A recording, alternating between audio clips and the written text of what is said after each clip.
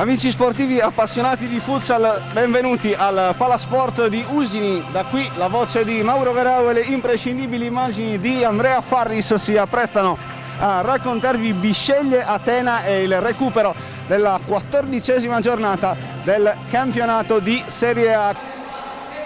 Fuori Elpidio, il pallone per lei con la punta, respinge Nasso, può ripartire Sassari, Marques manda in porta Nasso, Nasso incrocia al destro e passa in vantaggio l'Atena.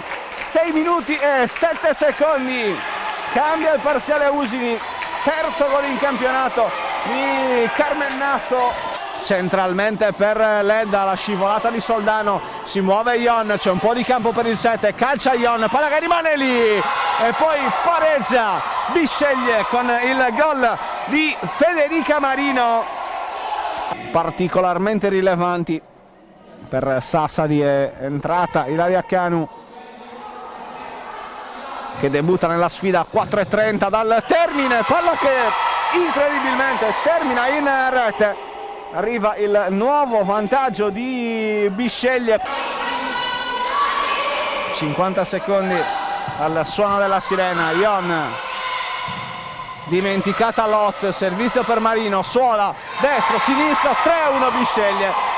Dorme Sassari, segna Bisceglie, doppietta personale per Federica Marino. Arriva Elpidio a rimorchio, dorme Sassari, segna Bisceglie. Aline Elpidio, 4-1. Si muove Marino, arriva il pasticcio di Sassari. Quando piove grandina, 5-1 Bisceglie. Sulla palla inattiva, ultimo tocco di Olson, autogol del portiere svedese, 5-1.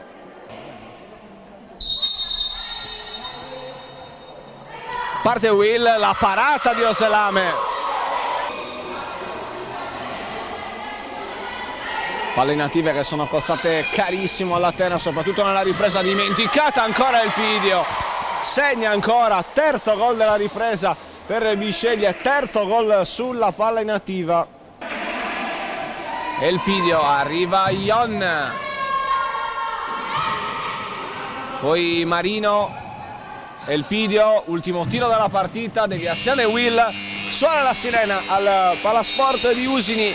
Bisceglie batte l'Atena Sassari 6-1, il risultato finale.